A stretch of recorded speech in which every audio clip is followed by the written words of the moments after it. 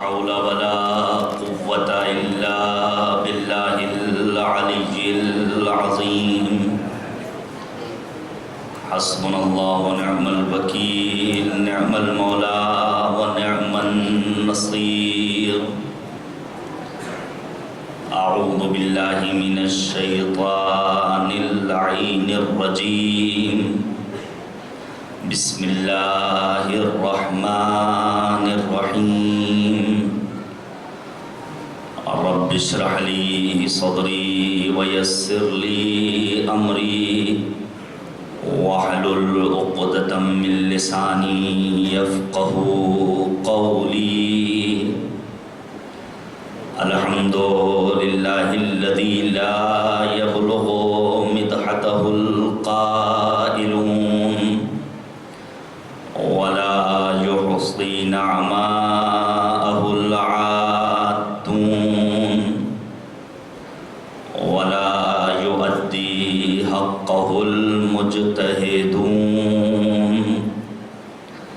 الذي لا يدركه بعد الهمم ولا يناله غوص الفطن الذي ليس لصفته حد محدود ولا نعت موجود ولا أجل ممدود ولا وقت معدود فطر الخلائق بقدرته ونشر الرياح برحمته وودد بالصخور ميدان أرضه ثم الصلاة والسلام والتحية والإكرام على الرسول الأمي القرشي الهاشمي الأبطهي مولانا ومولى الثقلين جد الحسن والحسين أبي القاسم مصطفى محمد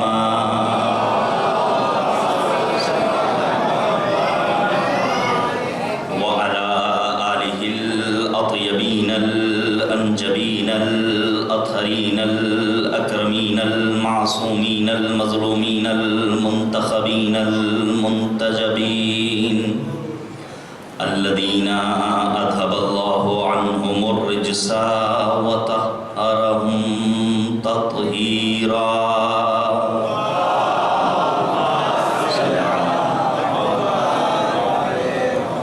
واللعنة الدائمة الباقية على أعدائهم أجمعين من الآن إلى قيام يوم الدين آمين يا رب العالمين أما بعد فقد قال رسول الله صلى الله عليه وآله وسلم إني تارك فيكم الثقلين كتاب الله وعترتي أهل بيتي ما إن تمسكتم بهما لن تضلوا بعدي ولن يفترقا حتى يردا علي الحوض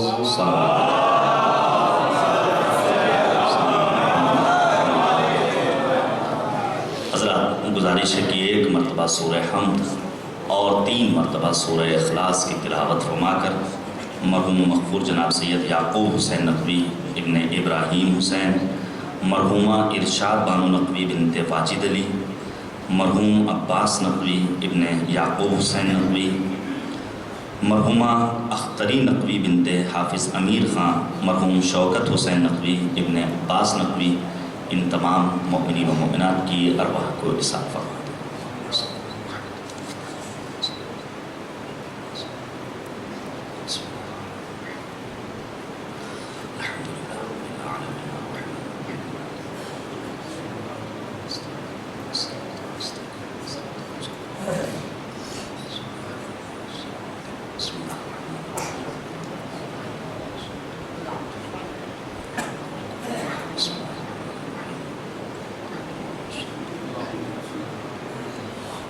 ایک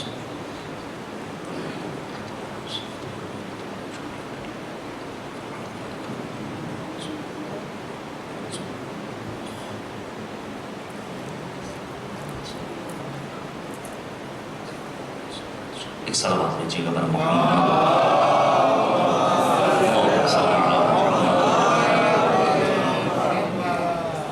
حدیث معصوم سے اپنی گفتگو کا آغاز کرنا چاہتا ہوں۔ فرمایا حجت الہیہ نے من لم یشکر المخلوق لم یشکر الخالق، جو انسان اپنے جیسے انسانوں کا بندگان پروردگار کا شکر گزار نہیں ہو سکتا، وہ خود خدا کا بھی شاکر بندہ نہیں قرار پا سکتا۔ میں آپ تمام حضرات کا بالخصوص اپنے بزرگوں کا دل کی اتھاہ گہرائیوں سے صمیم قلب سے شکر گزار ہوں کہ حوصلہ بھی بخشا اور محبت و الفت کے ساتھ آیات قرآن کریم، روایات معصومین علیہم الصلاۃ والسلام اور سیرت اہل بیت اطہار علیہم الصلاۃ والسلام کے انمٹ نقوش جو ٹوٹی ٹوٹی زبان میں آپ کے سامنے پیش کرنے کی سعادت حاصل کر رہا تھا، اسے آپ نے سماعت فرمایا۔ امید یہی ہمارے لیے اسوہ حسنہ، نمونہ عمل، مشعل راہ اور آئیڈیل قرار پائیں گے انشاءاللہ تعالی۔ انشاءاللہ 8 ربیع الاول تک آپ مسلسل سنتے رہیں گے مجلسوں کو۔ برادر عزیز و بزرگوار، سرکار حجت الاسلام والمسلمین علی جناب مولانا سید نامدار صاحب قبلہ بھی تشریف لا چکے ہیں۔ کل سے انشاءاللہ ان کا بیان ہوگا اور اس کے بعد الا ماشاءاللہ ہندوستان کے ممتاز نامور عالمی شہرت یافتہ علماء اور خطبہ آپ کے سامنے فضائل و مصائب اہل بیت اطہار بیان کریں گے۔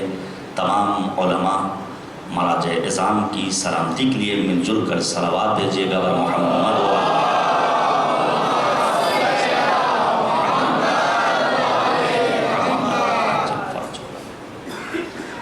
عزیزان گرامی، سید الشہداء حضرت ابا عبداللہ الحسین علیہ السلام کی یاد پوری دنیا میں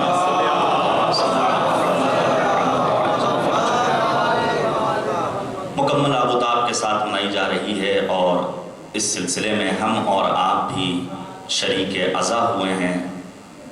معبود کا شکر ادا کرتے ہیں کہ پروردگار نے سید الشہداء جیسی عظیم شخصیت ہمارے لیے نمونہ عمل بنا کر اس روئے زمین پر بھیجی ہے، جس کی زندگی کے نقوش ہم سب کے لیے اہمیت رکھتے ہیں۔ اگر آپ توجہ کریں تو امام حسین نے مدینے کو خیر باد کہتے وقت جو جناب محمد ابن حنفیہ کے نام آپ نے خط لکھا ہے، اس میں اپنے مقصد قیام کو بیان کیا ہے۔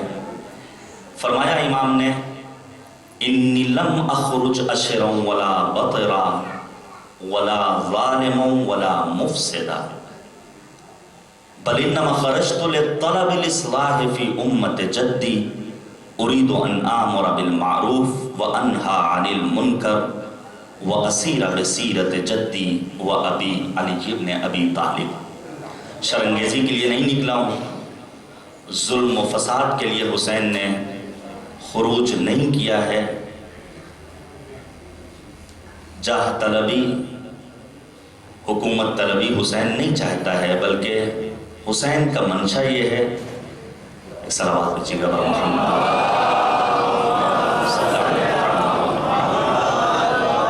بلکہ حسین یہ چاہتے ہیں بل انما خرجت لطلب الاصلاح فی امت جدی۔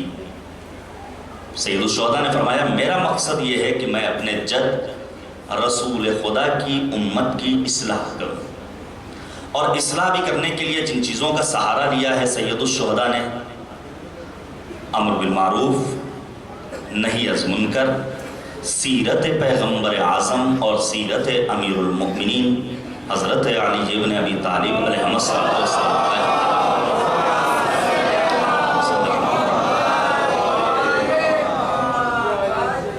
اب اگر ہم یہ چاہتے ہیں کہ ہماری مجلسیں آیا مقبول درگاہ خداوندی قرار پا رہی ہیں یا نہیں پا رہی ہیں، ہمارا ان مجالس میں شرکت کرنا، عزائے سید الشہداء کا اہتمام کرنا، یاد کربلا منانا،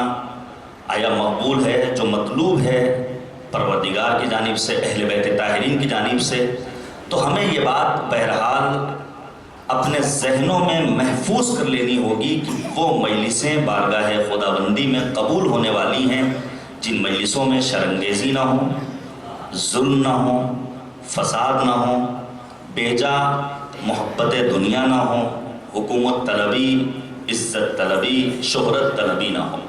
اور پھر اگر انسان یہ چاہتا ہے کہ اس کی مجلسیں بارگاہ خداوندی میں قبول ہوں تو انسان کو وہی کام کرنا ہوگا جو سید الشہداء نے کیا تھا، امر بالمعروف، نہی از منکر، سیرت پیغمبر اعظم کا اتباع اور سیرت امیر المؤمنین کی پیروی۔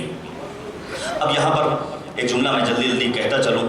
سیرت سے مراد بسا اوقات آپ دیکھتے ہوں گے سیرت پیغمبر اعظم کے مختلف جلسات ہوتے ہیں، ہمارے برادران بھی جلسات سیرت النبی کا اہتمام کرتے ہیں، لیکن سیرت پیغمبر اعظم کے نام پر ان کے یہاں پیغمبر کی زلفوں کا تذکرہ ہوتا ہے، پیغمبر کے شانوں کا تذکرہ ہوتا ہے، پیغمبر اعظم کے ظاہری وجود کا تذکرہ ہوتا ہے۔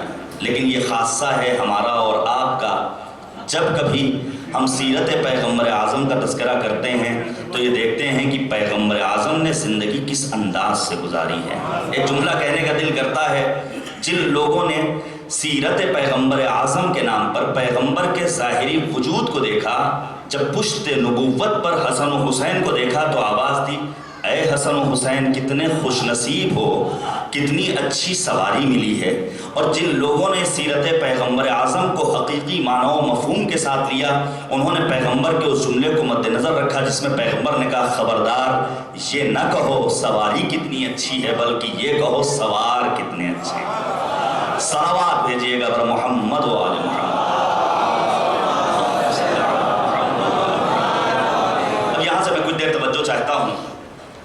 سید الشہداء کی بڑی عظمت ہے، پیغمبر اعظم نے قدم قدم پر اپنے اس نواسے کی معرفی کی ہے، تعارف پیش کیا ہے، اور نبی اعظم کے ارشادات و فرمودات کی روشنی میں یا دیگر معصومین علیہ السلام کے اقوال کی روشنی میں ہم اور آپ مظلوم کربلا کی عظمت، شخصیت اور ان مجالس کی اہمیت کو سمجھ سکتے ہیں۔ مثال کے طور پر میں ایک روایت پیش کروں، ذو الصفنات میر کاروان حسینی سید الساجدین زین العابدین حضرت علی بن الحسین علیہ السلام، مولا امام سجاد نے فرمایا، ایما مؤمن دمعت عیناہ لقتل الحسین ابن علی دمعتا حتی تسیل علی خدہ بوّأ اللہ بہا غرفا یسکنہا احقابا۔ امام سجاد نے فرمایا، اگر کوئی انسان مظلومیت امام حسین پر گریہ کرے اور اس کا گریہ ایسا ہو کہ آنکھ سے آنسو ٹپک کر اس کے رخسار پر آ جائے تو پروردگار اس کے تمام گناہوں کو معاف کر دیتا ہے۔ صرف گناہوں کی مغفرت ہی نہیں ہوتی بلکہ پروردگار عالم ایسے عزادار کے لیے جنت میں ایک گھر بناتا ہے جہاں وہ ہمیشہ زندگی بسر کرنے والا ہے۔ اب مستقل میں آپ کے سامنے بیان کرتا رہا اپنے گزشتہ بیانات میں کہ ہمارا گریہ گریہ معرفت ہونا چاہیے، کیونکہ اگر ہمارا گریہ معرفت والا گریہ ہوگا تو یہی آنسو باطل کے خیموں میں آگ لگانے کے لیے کافی و وافی ہیں۔ آپ یقین جانیے، بعد قیام ابا عبداللہ الحسین صرف اور صرف وہ قیام اور انقلاب کامیاب ہوا ہے جو ان آنسوؤں کے سائے میں آگے بڑھا ہے، جس کی اعلیٰ مثال انقلاب اسلامی ایران ہے۔ امام خمینی نے کہا تھا، یہ مجالس اعضاء، یہ جلوس اعضاء، یہ نوحہ خان حضرات، یہ ماتمی دستے، یہ ہیں جنہوں نے مکتب کربلا کو محفوظ رکھا ہے۔ تو اب دیکھنا ہوگا کہ ہمارا جو گریہ ہوتا ہے یہ گریہ کتنی طرح کا ہوتا ہے۔ گریہ کے مختلف اقسام ہیں۔ مثال کے طور پر ایک گریہ ہوتا ہے گریہ خوف، جو عام طور سے ہم اپنے چھوٹے بچوں کے یہاں دیکھا کرتے ہیں، وہ اچانک سوتے سوتے ڈر جاتے ہیں اور پھر وہ گریہ کرنا شروع کر دیتے ہیں۔ رات نصف رات گزر چکی ہے، پتہ یہ چلا بچہ خواب دیکھ رہا تھا اور اچانک خواب میں اسے کچھ ایسے بھیانک مناظر دکھائی دیے جسے وہ برداشت نہیں کر سکا اور پھر اس نے رونا شروع کر دیا۔ تو کبھی گریہ خوف ہوتا ہے، ڈر کر انسان گریہ کرتا ہے۔ ہمیں اور آپ کو جو کربلا کی یہ رونا ہے یہ کوئی خوف والا گریہ نہیں ہے، بلکہ یہاں سے تو درس شجاعت و شہامت ہم لیا کرتے ہیں۔ ہمارا گریہ خوف نہیں، ہم دنیا انسانیت کو بتانا چاہتے ہیں۔ دوسرا گریہ جو در حقیقت دوسروں کے رحم و کرم کو اپنی جانب کھینچنے کے لیے ہوتا ہے۔ کبھی کبھی ہوتا نہیں ہے، آپ دیکھتے ہوں گے فقراء مساکین جب کچھ مانگنے کے لیے آتے ہیں تو گریہ کرتے ہیں تاکہ دوسرا ان کے اوپر رحم کھا جائے، انہیں کچھ عطا کر دے۔ اب یہ گریہ جو جلب ترحم کے لیے ہوتا ہے کہ دوسروں کی نظر عنایت اس کے شامل حال ہو جائے، کبھی واقعی ہوتا ہے، دیکھا ہوگا اپنے انسان واقعی نیاز مند ہے اس لیے رو رہا ہے، اور کبھی یہ مصنوعی گریہ ہوتا ہے، تصنع، بناوٹ۔ اللہ نے سب کچھ دیا ہے، ایسے فقراء جن کی صبح سے لے کر شام تک ڈیوٹی ہے کہ وہ ایک چوراہے پر بیٹھ جائیں، ان کے مکانات عالی شان بنے ہوئے ہیں، ان کا گریہ یہ بناوٹی گریہ ہے۔ ہمارا گریہ بناوٹی گریہ نہیں، اگرچہ معصوم نے فرمایا غم مظلوم کربلا میں اگر کوئی انسان روئے رولائے، لیکن معرفت کے ہمراہ اگر رونے جیسی صورت بھی بنائے تب بھی جنت اس کے اوپر واجب ہو جاتی ہے۔ اس کے بعد ایک گریہ ہے، کبھی کبھی جب ہمارے اعزاء اس دنیا سے رخصت ہو جاتے ہیں تو ہم اپنے غم کو ہلکا کرنے کے لیے گریہ کرتے ہیں، اور ہوتا بھی ایسا ہی ہے۔ کوئی عزیز اس دنیا سے چلا جائے، جب دیگر احباب و اعزاء، پڑوسی اور جاننے پہچاننے والے اقربا ہمارے پاس آتے ہیں تو ہم ان سے گلے مل کر خوب روتے ہیں، اور اس گریہ کے ذریعے جو ہمارا غم ہوتا ہے وہ منتمل ہو جاتا ہے۔ یہ گریہ کی تیسری قسم۔ اس کے بعد ایک گریہ ہے جو کبھی کبھی خوشی کے موقع پر ہوتا ہے۔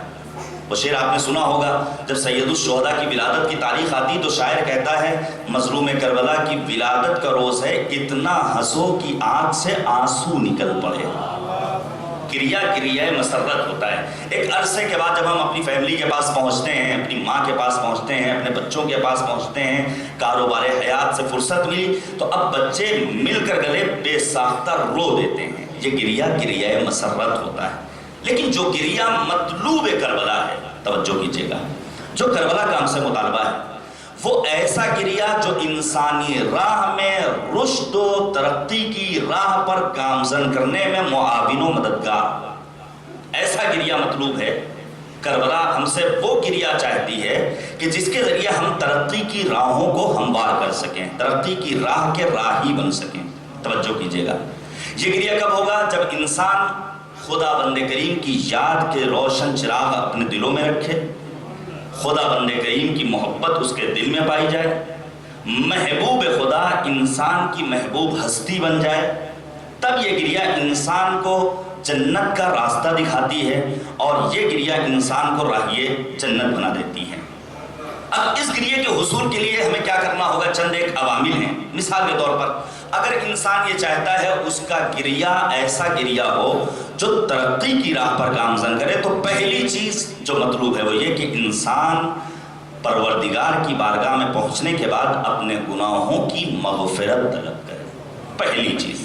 شاید یہی وجہ ہے سید الشہداء نے ہم جیسے اپنے گنہگار چاہنے والوں کے لیے آواز دی تھی میدان کربلا میں، جب نرغ عادا میں تھے، شب عاشور، کہا مجھے جو چیز سب سے زیادہ پسند ہے وہ کثرت سے دعا کرنا اور بہت زیادہ مالک کی بارگاہ میں استغفار کرنا۔ لہذا ہمیں مالک کی بارگاہ میں ہر آن اپنے گناہوں کا اعتراف کرنا ہوگا۔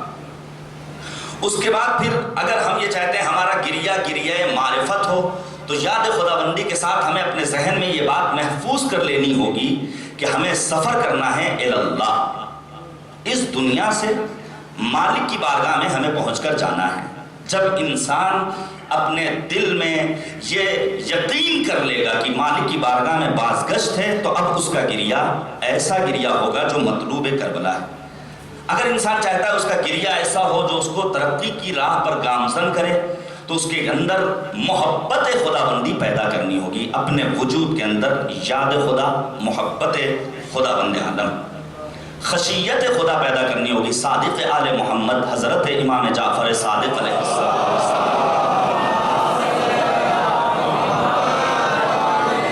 امام صادق نے فرمایا قیامت کے دن ہر آنکھ رو رہی ہوگی سوائے اس آنکھ کے جس نے یاد خدا میں خوف خدا سے گریہ کیا ہو اپنی دنیاوی زندگی میں۔ رات کی تاریکی میں ہیں ایسے صاحبان دل جو مالک کی بارگاہ میں اپنے دست سوال کو بلا دیتے ہیں، اٹھا دیتے ہیں اور مالک سے دعا کرتے ہیں پروردگارا ہمارے گناہوں کی مغفرت فرما، اور پھر زار زار گریہ زاری کرتے ہیں۔ اگر ہم یہ چاہتے ہیں ہمارا یہ گریہ باارزش ہو جائے تو ہمیں ان صفات و کمالات کو اپنے وجود میں پیدا کرنا ہوگا: یاد خدا، بارگاہ خداوندی میں طلب مغفرت، اور ساتھ ہی ساتھ خوف خداوندی کے روشن چراغ اپنے دلوں میں محفوظ کرنا۔ اب یہاں پر دیکھا جائے سید الشہداء پر رونے کا کیا اجر و ثواب ہے۔ بہت ساری روایتیں ہیں، میں ایک دو روایتیں پیش کروں۔ مثلا امام علی رضا علیہ السلام نے فرمایا،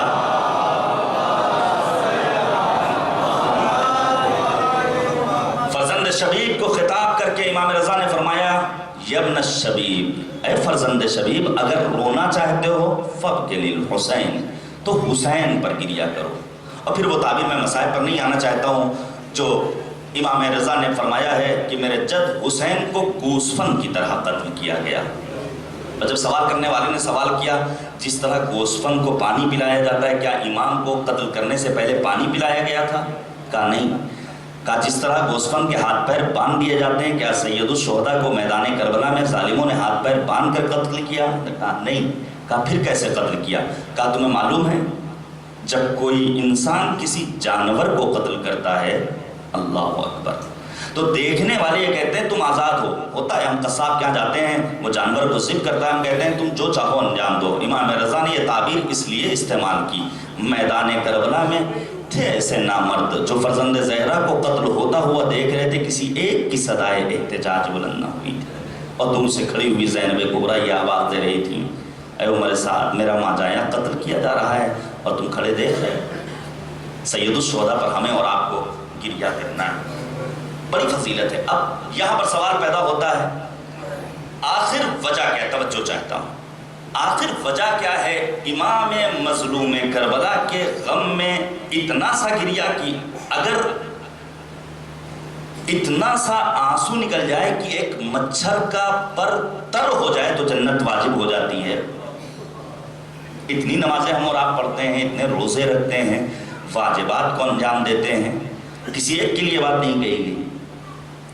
عزاداری کے لیے سید الشہداء پر گریہ کی اتنی فضیلت کہ اگر ذرا سا آنسو نکل جائے تو جنت واجب۔ میں ایک واقعہ آپ کے سامنے پیش کروں۔ علامہ سید بحر العلوم علیہ الرحمہ، ممتاز عالم، یہ سامرہ کے راستے میں ہے اور ان کے ذہن میں ایک سوال گردش کر رہا ہے، آخر وجہ کیا ہے کہ امام حسین پر گریہ کرنے کے نتیجے میں انسان پر جنت واجب ہو جاتی ہے؟ زیارت کربلا کے لیے انسان قدم آگے بڑھائے جنت واجب ہو جاتی ہے۔ مستقل سوچ رہے ہیں علامہ سید بحر العلوم علیہ الرحمہ کہ اچانک ایک عرب نمودار ہوتا ہے، حسین، صبی، وجی، اور آنے کے بعد سید مہدی بحر العلوم سے سوال کرتے ہیں آنے والے، محترم یہ بتاؤ کیا بات ہے؟ کہ میرے ذہن میں ایک سوال ہے، اتنی ساری عبادتیں لیکن ایک قطرہ اشک کے لیے معصومین علیہ السلام کی روایتیں موجود ہیں کہ اگر کوئی اتنا سا رو دے تو اس کے اوپر جنت واجب ہو جاتی ہے، آخر وجہ کیا ہے؟ اس شخصیت نے فقط ایک بات کہی، کیا تم نے وہ واقعہ نہیں سنا ہے کہ ایک بادشاہ تھا جو اپنے ساتھیوں کے ساتھ شکار کے لیے جاتا ہے اور وہ اپنے ساتھیوں سے بچھڑ جاتا ہے، رات کی تاریکی آ جاتی ہے، وہ ایک خیمے میں پہنچتا ہے جہاں ایک بوڑھی خاتون اور اس کا ایک جوان بیٹا، اور جب اس کے خیمے میں ہم داخل ہوئے اس نے ہماری میزبانی کے فرائض ادا کرنے کے لیے اپنے گوسفند کو ذبح کیا، تازے گوشت کا بہترین کھانا کھلایا۔ تم نے کیا یہ واقعہ نہیں سنا؟ کہاں سنا ہے؟ کہا تم نے یہ بھی سنا ہوگا جب وہ بادشاہ اگلے روز صبح میں اپنے ساتھیوں سے ملتا ہے تو اپنے ساتھیوں سے سوال کرتا ہے، یہ بتاؤ ہمارے ساتھ رات میں یہ ماجرا پیش آیا، ایک خاتون ضعیف العمر، مسن، بوڑھی، اس نے اپنا کل سرمایہ حیات ہماری میزبانی کے لیے خرچ کر دیا، اب ہم اس کے لیے کیا کریں؟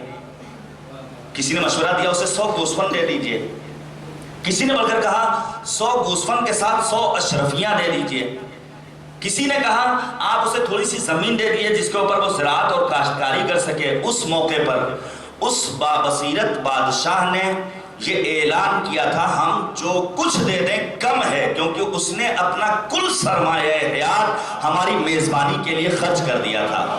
اگر ہم اس کے احسان کا بدلہ ادا کرنا چاہتے ہیں تو تنہا ایک راستہ ہے، اپنی ساری مملکت اس خاتون کے سپرد کرنا ہے۔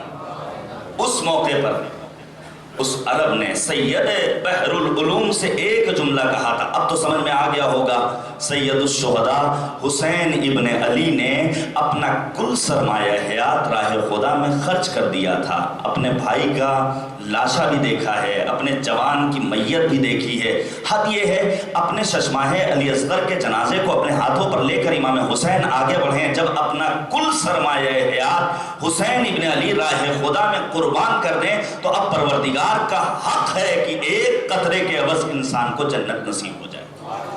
اسی بات کو بیان کیا تھا استاد بزرگوار شہید مطہری علیہ الرحمہ نے۔ شہید مطہری نے لکھا ہے پروین اعتصامی کی اس نظم کی عکاسی کرتے ہوئے، تمثیل بیان کرتے ہوئے، ایک آرٹسٹ، ایک فنکار، ایک ہنرمند، رات کی تاریکی میں آپ کو پتا ہے شان بھائی ہیں، دیگر افراد ہیں جو شعراء ہیں، ان کی ایک خاصیت ہوتی ہے جب شعر پڑھتے ہیں تو ہنرمند یہ چاہتا ہے کہ اس کے ہنر کی تعریف کی جائے۔ ہنرمند کوئی آرٹسٹ ہو، کوئی فنکار ہو، کوئی شاعر ہو، تو اب اس کے فطرت میں پروردگار نے رکھا ہے کہ اس کی تعریف کی جائے۔ ایک آرٹسٹ رات کی تاریکی میں اٹھتا ہے اور سوئی دھاگا لیتا ہے کہ نقش و نگار بنائے پارچے کے اوپر، اندھیرا، ایک شمع کو اس نے روشن کیا، پوری رات محنت و مشقت کے بعد ایک بہترین نقاشی ایک پارچے کے اوپر اس نے ابھاری ہے۔ توجہ کیجئے گا، اب جیسے ہی رات ختم ہونے والی ہے، یہ شمع اپنی زندگی کی آخری سانسیں لے رہی ہے۔ پروین اعتصامی کی نظم تمثیل کے صورت میں بیان کیا شہید مطہری نے اسی بات کو بیان کرتے ہوئے۔ اب وہ انسان جو ایک آرٹسٹ ہے، جو ایک ہنرمند ہے، جو ایک فنکار ہے، وہ یہ چاہتا ہے کہ اس کے فن و ہنر کی کوئی تعریف کرے، لیکن اذان صبح کے وقت دیکھ لیجئے کتنے لوگ اپنے گھروں سے باہر نکلتے ہیں، ہر ایک محو خواب یہ چاہتا ہے اس کے اس شاہکار کی دوسرے لوگ تعریف کریں۔ یہ فنکار، یہ آرٹسٹ، یہ ہنرمند، یہ کلاکار اپنے فن و ہنر کو لے کر کے شمع کے سامنے بیٹھ جاتا ہے اور اس شمع سے گویا ہوتا ہے، شمع دیکھ میں نے کتنے اچھے گل بوٹے بنائے ہیں، کتنی اچھی میری نقاشی ہے۔ شمع جو خاموشی سے سن رہی تھی اچانک گویا ہوئی، اے فنکار تیرا ہنر بہت اچھا ہے، تیری آرٹ بہت اچھی ہے، لیکن یاد رکھ اگر میں نے اپنے وجود کو جلا کر خاکستر میں تبدیل نہ کیا ہوتا تو تیری انگلیاں زخمی ہو جاتی ہوں، تیرا یہ آرٹ معرض وجود میں نہ آ سکتا۔ مجھے ایک جملہ کہنے دیجئے، اگر آج کائنات میں صداقتیں ہیں، اگر آج کائنات میں ایمانداری ہے، اگر آج کائنات میں محبت ہے، اگر آج کائنات میں اخوت ہے، اگر آج دنیا میں وفاداری نظر آ رہی ہے تو یہ صدقہ ہے سید الشہداء ابا عبداللہ الحسین کا، جنہوں نے اپنے شمع وجودی کو جلا کر دنیا والوں کے سامنے یہ پیغام عام کر دیا، جب تک دنیا باقی رہے گی، انسانیت باقی رہے گی، ہمارا نام باقی رہے گا۔ صلوات بھیجیے گا بر محمد و آل محمد۔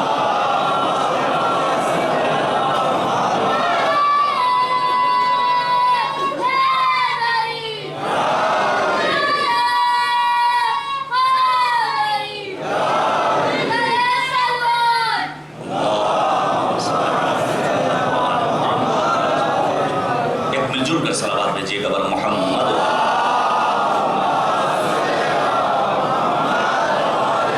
سید الشہداء حضرت ابا عبداللہ الحسین علیہ السلام کی زندگی ہم سب کے لیے نمونہ عمل ہے، اور مولا امام حسین نے جو قرآن کے تئیں، آپ سوچئے شب عاشور اور خیام حسینی سے جو آواز آ رہی ہے وہ تلاوت قرآن پاک کی آواز آ رہی ہے۔ راہ خدا میں جہاد کرنے والے بندگی پروردگار کے ساتھ دعا و مناجات کر رہے تھے۔ میں اپنی اسی طرز گفتگو پر آتا ہوں۔ قرآن کریم کے 40 سے زیادہ اوصاف اور 40 سے زیادہ اسماء پروردگار نے بیان کیے ہیں، جس میں ایک قرآن کا نام ہے بشیر اور نذیر۔ پروردگار نے سورہ فصلت کی آیت نمبر 3 اور 4 میں ارشاد فرمایا کتاب فصلت آیاتہ قرآنا عربیا لقوم یعلمون بشیر و نذیرا۔ ہم نے قرآن کو بشیر اور نذیر بنا کر قلب پیغمبر پر نازل کیا ہے۔ یہ قرآن انسانی زندگی میں بشارت بھی سناتا ہے اور عذاب خداوندی سے انسان کو ڈراتا بھی ہے۔ دیکھو یاد رکھو، اگر اچھے کام کرو گے، نمازوں کو پڑھو گے، واجبات کو انجام دو گے، محرمات سے پرہیز کرو گے، تمہارا ٹھکانہ जन्नत है, जन्नत तो फिरदौस में तुम्हें जगह मिलेगी। लेकिन अगर तुमने मुहर्रमात को अंजाम दिया, वाजिबात को अंजाम नहीं दिया, गुनाहों का इर्तिकाब किया, तो तुम्हारा ठिकाना जहन्नम के सिवा कुछ और नहीं है। यही वजह है जब अहले जन्नत पहुंचेंगे और जन्नत में एक दूसरे से सवाल करेंगे, वो आयत आपके सामने होगी और वो फिक्रा, अहले जन्नत एक दूसरे से कहेंगे हम इसलिए जन्नत में आए हैं क्योंकि हम अपने घर वालों के साथ मोहब्बत और उतूफत के साथ पेश आते थे। लेकिन जब दोज़ख वाले एक दूसरे के साथ बैठेंगे और पूछेंगे कैसे तुम्हारा दोज़ख में आना हुआ, तो उनका एक ही जवाब होगा, क़ालू लम नकु मिनल मुसल्लीन, हम नमाज पढ़ने वाले नहीं थे। लिहाजा अब भी वक्त है, अगर हम नमाज को अहमियत नहीं देते हैं, अगरचे अल्हम्दुलिल्लाह नमाज जमात में लोग शरीक होते हैं और जो जहाँ होता है, मुझे कल एक साहब ने बताया जब वाइट हाउस में वहाँ हम सेमिनार में गए हुए थे कि हमने ये इरादा किया है जैसे ही नमाज का वक्त आएगा हम जहाँ होंगे वहाँ नमाज के लिए मुसल्ला इबादत पर खड़े हो जाएंगे। ये वाकई एक बड़ा पैगाम है और यही करबला का हमसे और आपसे मुतालबा है। परवरदिगार आलम ने नबी आज़म को इन्हीं दो औसाफ के साथ याद किया। इरशाद फरमाया कुल इन्नमा अना मुंदिर, या फिर कहीं इरशाद फरमाया इन्ना अरसलनाका शाहिदन व मुबश्शिरन व नज़ीरा। हम और आप अल्लाह की इबादत करते हैं किस लिए? क्योंकि हमें अल्लाह से डर है, अल्लाह का खौफ है। लेकिन अली मुर्तज़ा ने नजरुल्लाह में मौजूद है, अमीरुल मोमिनीन ने फरमाया इन्ना कौमन, है कुछ लोग अबदुल्लाह रग़बतन, जिन्होंने अल्लाह की इबादत की है किसी लालच में, फतिल का इबादतुत तुज्जार, ये बिजनेसमैन अफराद तुज्जार की इबादत है। व इन्ना कौमन अबदुल्लाह रहबतन फतिल का इबादतुल अबीद, बाद अफराद हैं जिन्होंने अल्लाह की इबादत की है डर से, ये गुलामों वाली इबादत है। व इन्ना कौमन अबदुल्लाह शुक्रन फतिल का इबादतुल अहरार, हैं ऐसे बंदगान परवरदिगार जो अल्लाह की इबादत करते हैं शुक्राने नेमत परवरदिगार के लिए, ये है आज़ाद लोगों की इबादत। इमाम हुसैन ने यही तो फरमाया था, अगर तुम्हारा कोई दीन नहीं है तो कम से कम अपनी दुनियावी जिंदगी में एक आज़ाद इंसान बनकर तो जिंदगी बसर करो। हमें और आपको अल्लाह की इबादत तो बंदगी करनी। और अमीरुल मोमिनीन की इबादत की शान क्या थी? अबू दरदा जैसा सहाबी अमीरुल मोमिनीन, रात में देखा अमीरुल मोमिनीन मालिक की बारगाह में राज़ो नियाज कर रहे हैं और अचानक चीख मारते हैं, और चीख मारने के साथ बेहोशी की कैफियत ऐसा महसूस हुआ अली मुर्तज़ा इस दुनिया से रुखसत हो गए। अबू दरदा आते हैं सिद्दीक़ा ताहिरा बिन्त पैगंबर हज़रत फ़ातिमा ज़हरा सलामुल्लाह अलैहा की खिदमत, और आने के बाद जनाब ज़हरा से अर्ज़ करते हैं बीबी जान अली मुर्तज़ा इस दुनिया में नहीं रहे, शरीके मकसद हयात है सिद्दीक़ा ताहिरा अमीरुल मोमिनीन की। काश ये जुमला आप तक पहुंच जाए। शरीक हयात बन जाना शायद बहुत आसान है, लेकिन शरीक मकसद हयात बन जाना ये ज़हरा वाली का काम है। और हमें भी कोशिश करनी चाहिए हम अपनी जिंदगी में शरीक मकसद हयात को तलाश करें। मकसद हयात क्या है?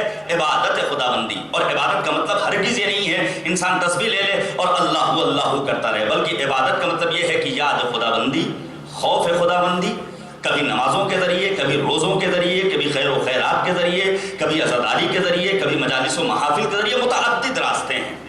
जनाब ज़हरा ने पूछा, ए अबू दरदा तुमने अली मुर्तज़ा को किस आलम में देखा जो तुम कह रहे हो इस दुनिया से रुखसत हो गए? कहा परवरदिगार की बारगाह में अली मुर्तज़ा राज़ व नियाज कर रहे थे, दुआ व मुनाजात कर रहे थे, अचानक एक चीख मारी और फिर ऐसा महसूस हुआ मौला इस दुनिया में नहीं रहे। जनाब ज़हरा ने फरमाया ये अली मुर्तज़ा की कोई पहली मर्तबा ऐसी कैफियत नहीं होती। हर रात परवरदिगार की बारगाह में जब राज़ो नियाज के लिए, दुआ व मुनाजात के लिए, इबादत खुदाबंदी के लिए अबुल हसन खड़े होते हैं तो 70 मर्तबा आवाज़ देते हैं आह मिन क़िल्लति ज़ाद व तूल सफ़र, और फिर यही कैफियत हुआ करती है। हमें और आपको अल्लाह की इबादत करनी है और बंदगी करनी है। अब इबादत और बंदगी, देखिए कुरान ने नुकूश बयान किए हैं, मैं चंद एक अहम बातें आपके सामने बयान कर रहा हूँ। हमारी कौन सी इबादत परवरदिगार की बारगाह में कबूल है? तवज्जो कीजिएगा। सबसे पहली शर्त, अगर कोई इंसान इबादत बजा ला रहा है तो उसकी कबूलियत के लिए पहली शर्त है कि वो दीन इस्लाम का मानने वाला, उसूल दीन, फुरूए दीन का मानने वाला हो। कुरान ने ऐलान किया, सूरह आल इमरान की ज़ाहिरन आयत है, वमन यब्तग़ि गैरल इस्लाम दीनन फलन युक़बल मिन्हु व हुवा फ़िल आख़िरति मिनल ख़ासिरीन। अगर तुम ये चाहते हो तुम्हारी इबादत, तुम्हारे आमाल बारगाह खुदाबंदी में कबूल हो, تو تمہیں دین اسلام کا دامن تھامنا ہوگا. جس نے اسلام کے علاوہ کوئی اور راستہ اختیار کیا اور پھر کار خیر کرے تو آخرت میں وہ انسان خسارہ اٹھانے والوں میں شمار ہوگا.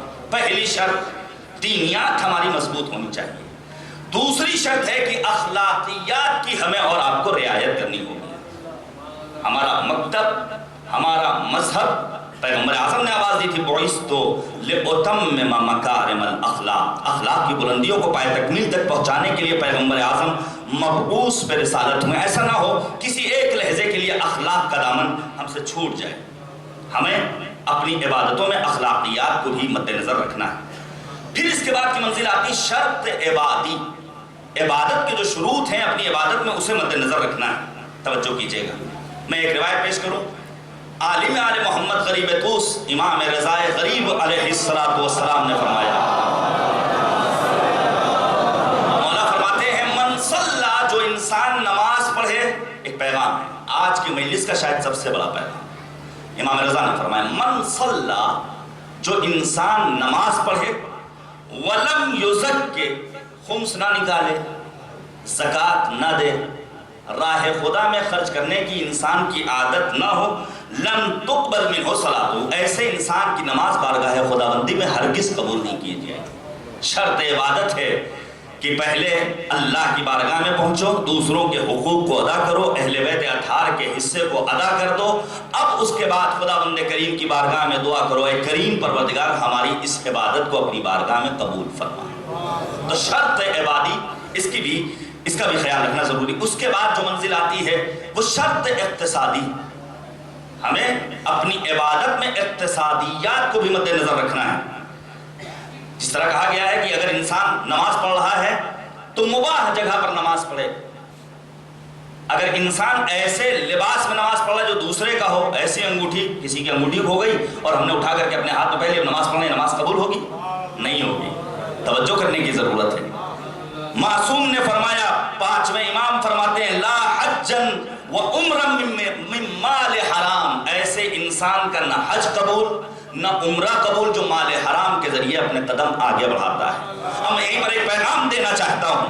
بسا اوقات ہم اور آپ دیکھتے ہیں سید الشہداء کی عزاداری کے لیے یا دینی پروگرامز کے انعقاد کے لیے بانی محفل نے، بانی مجلس نے، آرگنائزر نے بڑا پیسہ خرچ کیا اور پھر ہم تعریفوں کے پل باندھنا شروع کر دیتے ہیں. اتنے پیسے ٹینٹ پہ خرچ کر دیے، اتنی بڑی رقم لوگوں کو کھانا کھلانے پر خرچ کر دی. توجہ کیجیے گا. اگر لقمہ حرام سے یہ چیزیں بنائی گئی ہیں، خدا نہ خواستہ انشاءاللہ کہ ایسا ہمارے سماج میں نہیں ہے، تو یاد رکھیے یہ عبادت، یہ عزاداری، یہ اشک غم، یہ لوگوں کو کھانا کھلانا، یہ سب بارگاہ خداوندی میں قبول ہونے والا نہیں. اگر وہ ساری باتیں ہیں، ایسے لوگ جو 20,000 روپے میں لے کر جاتے ہیں قافلہ اور ٹور، اور پھر اس کے بعد باقی پیسے کہاں سے آتے ہیں، یہ ایک سوال ہے. اس کے اوپر مولانا ظفر صاحب، حسن ظفر صاحب کراچی، کلب جواد صاحب لکھنؤ، ان سب سارے علماء بول چکے ہیں. اس کی میں تکرار نہیں کرنا چاہتا. آنے والا آتا ہے آسمان امامت و ولایت کے 11ویں اختر تابناک حضرت امام حسن عسکری علیہ السلام کی خدمت. امام کی خدمت میں زانو عدد طے کر لیا. چند ایک سوالات ہیں. امام نے اپنے کمسن فرزند سرکار حجت کو بلایا، سوالات پیش کیے. امام نے جواب دیا کم سنی کے عالم میں. شاید امام زمانہ بتانا چاہتے ہوں ہم اہل بیت کے گھرانے والے وہ ہیں جن کے یہاں علم کے مدارج کو طے کرنے کے لیے سن و سال کی کوئی قید نہیں ہوا کرتی ہے. جو رتبہ میرے دادا علی مرتضیٰ کا تھا وہی ہمارا بھی اس کم سنی کے عالم میں.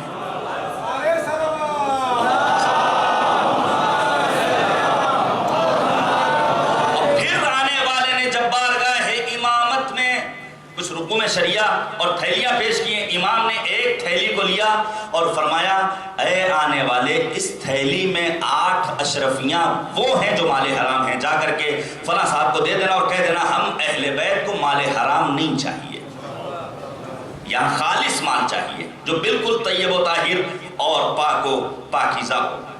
امیر المؤمنین کی عظمتوں کو ہمارا لاکھوں سلام. میں اپنے مقصد سے دور نہیں ہونا چاہتا ہوں، وگرنہ مسند احمد ابن حنبل کی ایک روایت آپ کے سامنے پیش کرتا کہ کس طرح احمد ابن حنبل نے آج سے 1200 سال قبل امیر المؤمنین کے بارے میں پیغمبر اعظم کی اس روایت کو پیش کیا ہے جس میں نبی اعظم نے فرمایا اے علی تخاصم الناس، لوگوں سے تم مجادلہ کر سکتے ہو ان 7 اوصاف کی روشنی میں دنیا کا کوئی انسان تمہارے مقابلے میں کھڑا نہیں ہو سکتا ہے۔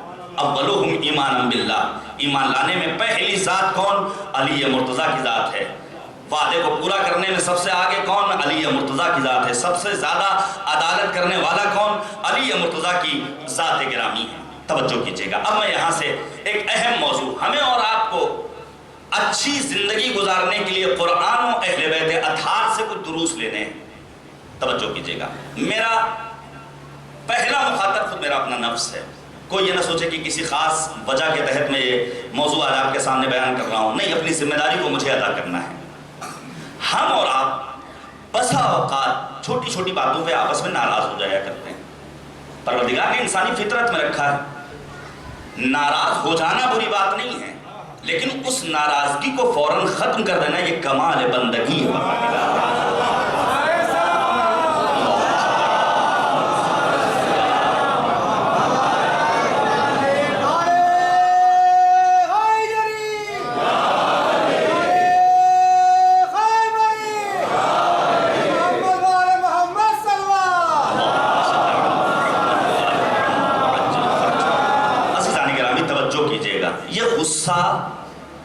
یہ بہت بری چیز ہے۔ الغضب مفتاح کل شر، جتنی برائیاں ہیں اس کی چابی کیا ہے؟ یہی غصہ ہے۔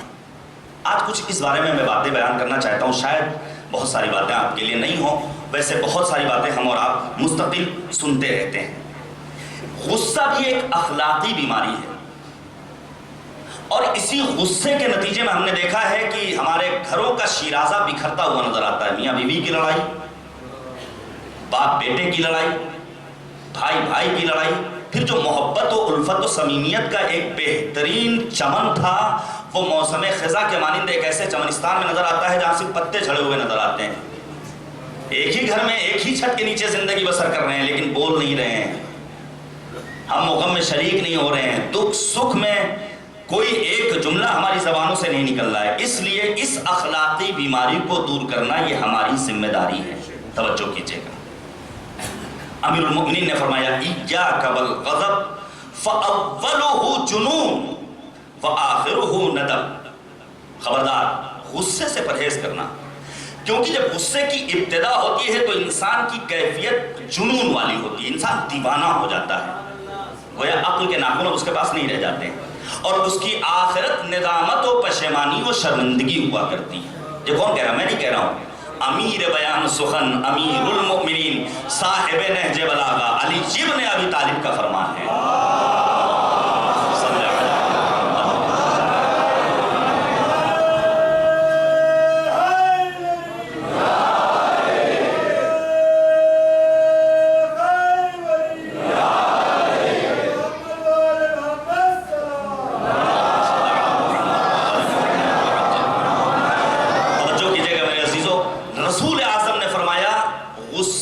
انسان کے ایمان کو اسی طرح برباد کر دیتا ہے جس طرح سرکہ شہد کو برباد کر دیتا ہے۔ تعبیر آپ دیکھیں، وقت نہیں مگر اس کی وضاحت کی جا سکتی تھی۔ قرآن کریم میں مختلف مقامات پر غصے کا تذکرہ ہوا ہے، کفار و مشرکین کے لیے پروردگار کے غضب کا تذکرہ ہوا ہے۔ مالک نے آواز دی، سورہ طٰہٰ کی آیت نمبر 81 جا کر دیکھیے، وَمَن يُحْلِلْ عَلَيْهِ غَضَبِ فَقَدْ هَوَىٰ، جس کے اوپر پروردگار کا غضب نازل ہو جائے، سوچئے رحیم و کریم پروردگار اگر غصہ ہو جائے تو انسان کیا زندگی بسر کر سکتا ہے؟ سوائے ضلالت و گمراہی اور جہنم کے اس کے لیے کوئی اور نجات کا راستہ نہیں ہے۔ حضرات برادران پیچھے بہت دور تک بیٹھے ہوئے ہیں، اشارہ ہو رہا ہے، اگر مناسب سمجھے تھوڑا سا حضرات آگے آ جائیں، میں شکر گزار ہوں گا۔ پر محمد و آل محمد صلوات۔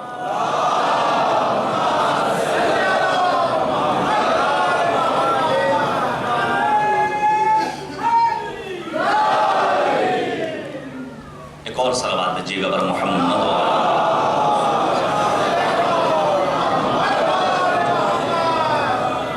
تو غصہ نہایت بری چیز، ایک اخلاقی بیماری ہے۔ ایک اور حدیث آپ کے سامنے پیش کروں، چھٹے امام حضرت امام جعفر صادق علیہ السلام نے فرمایا،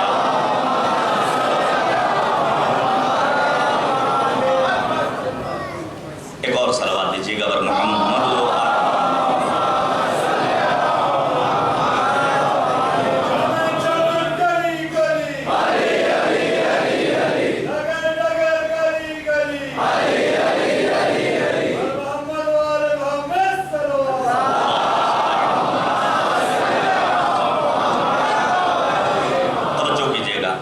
صادق نے فرمایا ایو شیء اشد من الغضب، کیا غضب سے بھی زیادہ کوئی خطرناک چیز ہو سکتی ہے؟ ان الرجل اذا غضب یقتل النفس، جب انسان غصہ ہوتا ہے تو وہ قاتل بن جایا کرتا ہے۔ ابھی آپ نے یوپی کا حادثہ سنا، ذرا سے غصے کے نتیجے میں ایک گھرانے کو اجاڑ دیا اس انسان نے، اور ہم حسینی ہونے کے ناطے، کربلائی ہونے کے ناطے اس خانوادے کے ساتھ اظہار ہمدردی کرتے ہیں۔ کس مسلک کے ہیں، کس مذہب کے ہیں، یہ ہم سے نہیں لینا دینا ہے، انسانیت کے ناطے ہم اظہار ہمدردی کرتے ہیں بھوپال کے اس ایرانی امام بارگاہ میں بیٹھ کر کے۔ توجہ کیجئے گا، وَيَقْذِفُ الْمُحْسِنُ، جب انسان غصے میں مبتلا ہوتا ہے تو نیک نفس انسان کو متہم کر دیا کرتا ہے، ایک اچھا خاصا بندہ ہے پروردگار، لیکن سامنے والا غصے کے عالم میں کہتا ہے بڑا خراب ہے، فنا ہے، تہمتیں لگانا شروع کر دیتا ہے، اور تہمت کرنے والے کا ٹھکانہ سوائے جہنم کے کچھ اور نہیں ہے۔ اب یہاں سے میں آپ کی توجہ چاہتا ہوں، آخر انسان غصہ کرتا کیوں ہے؟ توجہ کیجئے گا میرے عزیزوں، انسان غصہ کیوں کرتا ہے؟ ایک وجہ یہ ہے غصہ کرنے کی، کبھی کبھی انسان گھریلو اختلافات میں مبتلا ہوتا ہے لہذا غصہ کرتا ہے۔ اگر ہم اور آپ گھریلو اختلافات میں مبتلا ہو گئے تو یقین جانیے اس کا برا اثر ہمارے بچوں پر پڑنے والا ہے، لہذا ہم یہاں سے بہرحال کچھ دیر گفتگو کرنی ہے تربیت اولاد اور احترام والدین کے سلسلے میں کہ کیسا گھرانہ پروردگار کے نزدیک محبوب ہے۔ پڑھیے قرآن کریم، 4 طرح کے گھرانوں کا قرآن میں خداوند عالم نے تذکرہ کیا ہے۔ پہلا گھرانہ جس کے تمام افراد محبوب پروردگار ہیں وہ جناب زکریا کا گھرانہ ہے۔ پروردگار نے آواز دی قرآن کریم میں، سورہ یونس کی آیت نمبر 57 ہے، انہم کانوا یسارعون فی الخیرات یدعوننا رغبا ورہبا وکانوا لنا خاشعین۔ جناب زکریا کا خاندان کتنا بڑا ان کا گھرانہ؟ خود زکریا، ان کی زوجہ اور جناب یحییٰ، 3 افراد پر مشتمل، یعنی بہت بڑی فیملی ہونا یہ کوئی کمال نہیں کہ انسان بڑی فیملی ہونے پر ناز کر لے۔ ہمارے گھر میں ہمارے فیملی ممبرز کی تعداد اتنی زیادہ ہے، کم ہوں لیکن واقعی معنی میں بندگان پروردگار میں انسان کا شمار ہو تو ایسے خاندان کا پروردگار قصیدہ پڑھتا ہے قرآن کریم میں۔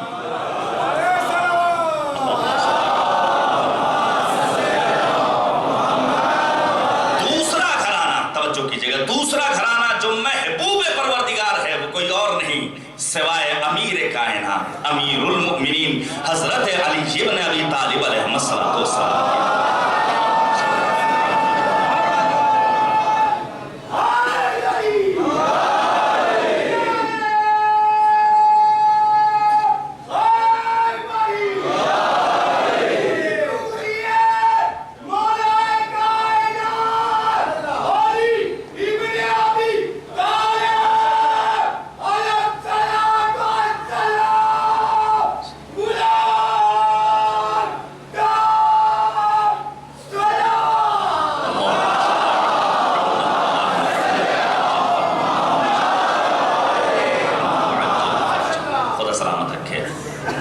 امیر المؤمنین کا گھرانہ، سورہ دہر کی 18 آیتیں نازل ہوئی ہیں۔ پروردگار نے آواز دی وَيُطْعِمُونَ الطَّعَامَ عَلَىٰ حُبِّهِ مِسْكِينًا وَيَتِيمًا وَأَسِيرًا، اور پھر لَا نُرِيدُ مِنْكُمْ جَزَاءً وَلَا شُكُورًا۔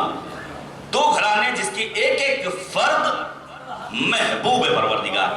پھر ایک گھرانہ قرآن میں ایسا تذکرہ کیا ہے پروردگار عالم نے جہاں مرد تو محبوب پروردگار ہے لیکن خاتون اس گھر کی مذموم ہے، پروردگار نے سرزنش کی ہے۔ مثلا جناب نوح محبوب پروردگار لیکن زوجہ نوح کا کردار ایسا ہے پروردگار نے مذمت کی ہے اس قرآن میں۔ تیسرا گھرانہ جہاں مرد پروردگار کے یہاں سے نفرین و لعنت کا مستحق ہوتا ہے لیکن خاتون قابل عظمت بن جایا کرتی ہے۔ فرعون قابل مذمت ہے لیکن آسیہ اسی گھر میں رہ کر محبوب پروردگار ہے۔ چوتھا گھرانہ جہاں ہر ایک فرد قابل مذمت ہے وہ ہے ابو لہب کا گھر۔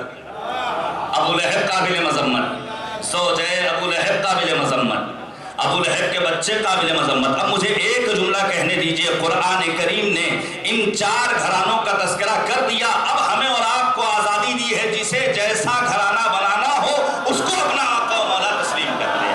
صلوات بھیجئے گا بر محمد و آل محمد۔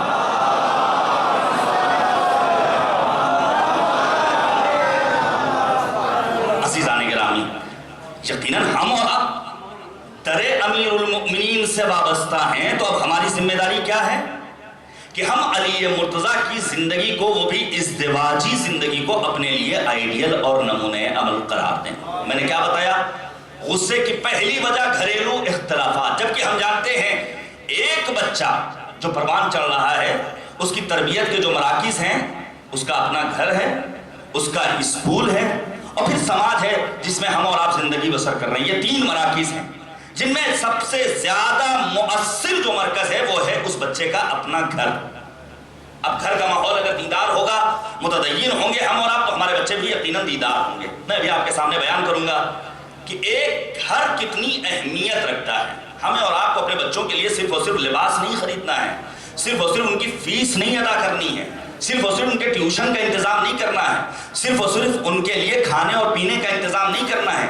نہیں، اپنے بچوں کی ہمیں 5 طرح کی تربیت کرنی ہے۔ توجہ کیجیے گا، 5 طرح کی تربیت ہمیں اپنے بچوں کی کرنا ہے، اور یہ 5 طرح کی تربیت میں نے نوٹ کی ہے، سیرت اہل بیت اطہار کی روشنی میں آپ کے سامنے بیان کرنا چاہتا ہوں۔ والدین کی اپنی جگہ بڑی عظمت ہے، بڑی عظمت ہے ماں باپ کی۔ میں اپنے محدود وقت کو مد نظر رکھتے ہوئے چھوڑ رہا ہوں، لیکن ایک روایت ضرور پیش کروں گا۔ آنے والا آتا ہے حج کے موقع پر، دور کھڑے ہوئے امام صادق اور ساتھ میں ان کے اصحاب، یہ بھی نیا مسلمان ہوا ہے، ہمت کر کے پہنچتا ہے مولا کی خدمت میں، اور جانے کے بعد ایک سوال کرتا ہے، مولا یہ بتائیے، میرے ماں باپ یہودی ہیں، میں مسلمان ہو گیا ہوں، اب میرے والدین کے تئیں میری اپنی ذمہ داری کیا ہے؟ امام صادق نے فقط ایک سوال کیا تھا، یہ بتاؤ کیا تمہارے ماں باپ شراب پیتے ہیں، سور کا گوشت کھاتے ہیں؟ نہیں آتا۔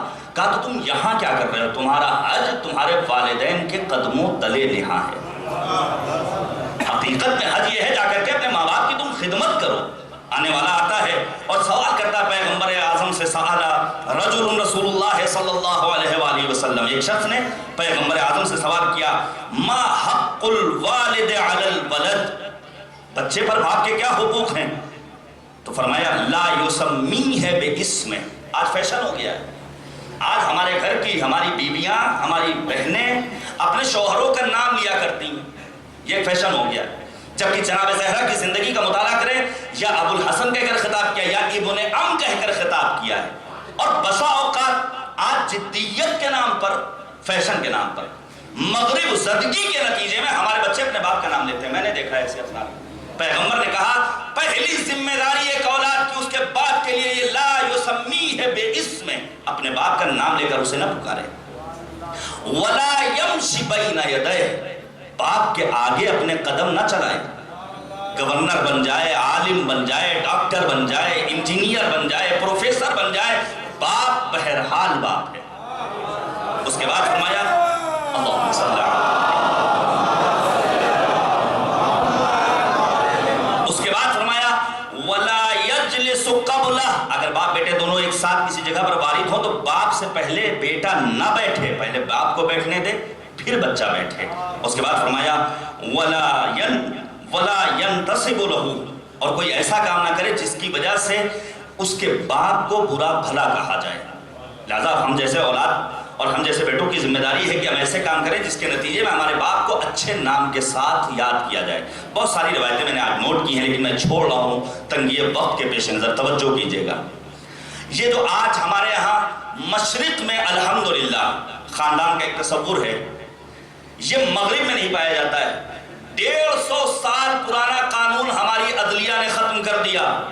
تعجب ہوتا ہے، کیا چاہتا ہے ملک ہندوستان جو اتنا بڑا جمہوری ملک ہے، کیا آپ یہ چاہتے ہیں کہ جس طرح یورپ میں بچوں کا نام جب اسکول میں لکھا جاتا ہے تو وہاں پر سن آف نہیں ہوتا ہے، مدر آف، باپ کا پتہ ہی نہیں ہے۔ ایک قانون کو آپ ختم کر رہے ہیں جو ہمارا مشرق کا امتیاز تھا۔ یہ ایسا نہیں صرف مسلمانوں سے مخصوص ہے، جتنے مذاہب اور دھرم ہیں ہندوستان میں، سرزمین ہزار آئین کہا جاتا ہے۔ صدائے احتجاج بلند کرنا ہمارا اور آپ کا فرض ہے تاکہ ہم یہ بتا سکیں ہم انسانیت والے ہیں، ہم انسانیت کے علم بردار ہیں۔ ہم نہیں چاہتے ہیں کہ ہمارے ہاں ہمارے ملک میں یوں ہی آزادی پائی جائے، اور آزادی کے نام پر جو ہماری تہذیب ہے، جو ہمارا وقار ہے، جس کے ذریعے ہم جانے اور پہچانے جاتے ہیں، ہمارا وقار مجروح ہو جائے۔ نہیں، پروردگار نے فطرت رکھی ہے اور اس فطرت کے نتیجے میں انسان سے چند ایک مطالبات کیے ہیں، لہذا ہم صدائے احتجاج بلند کرتے ہیں آج ایرانی امام بارگاہ سے، اور اس منبر سے کل بھی میں نے اس جانب اشارہ کیا تھا، فرد سے افراد، افراد سے گھر، گھر سے معاشرہ، اور پھر معاشرے سے ملک و ملت تعمیر پاتے ہیں۔ یاد رکھیے اگر یہ قانون نافذ ہو گیا تو نہ گھر رہے گا نہ گھرانہ بچے گا، پھر ہم اور آپ مرتے رہ جائیں گے، نہ بچوں سے سوال کر سکیں گے، نہ بیٹیوں سے پوچھ سکیں گے، نہ پھر آنے والی نسلوں کو اپنے باپ کا کوئی پتہ ہوگا۔ ہم ابن زیاد کے ماننے والے نہیں ہیں، ہم زیاد ابن ابی کے پیروکار نہیں، ہم حسین ابن علی کے پیروکار ہیں، جس کے بابا کائنات کا امیر ہے، جو مولائے متقیان ہے، جو امیر المؤمنین ہے۔ ہمیں ایک ایک چیز کا علم ہے، ہم یہ چاہتے ہیں ہم جس طرح ان افراد کو ماننے والے ہیں جو پاکیزہ صلبوں سے، طیب و طاہر رحموں سے ہوتے ہوئے ہمارے لیے نمونہ عمل بنے، ہماری نسلوں میں بھی پاکیزگی پائی جائے۔